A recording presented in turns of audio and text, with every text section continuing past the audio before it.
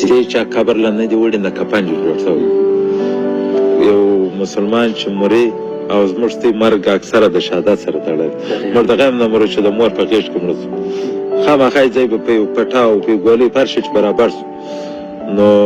هغه د 3 ګزه ټکور د کفن هغه دوکاندار مو ورکړي وایي دا به زما ثواب نو بیا خو پیسې په در نه خورو چې هر شی سړی ولري د خپلو خوار او غریب دپاره به چې استعمال کړي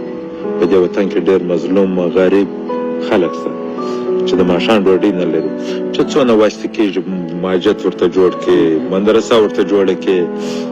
مکتب ورته جوړ کړي چې به واسه کېږي د یو غریب مریض سره کومک وکړي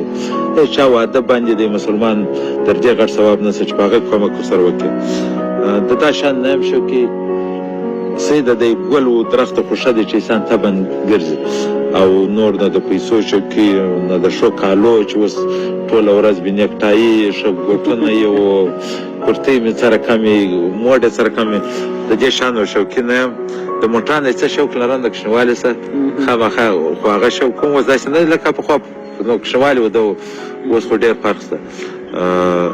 او د نور شان سره داسې شوق نه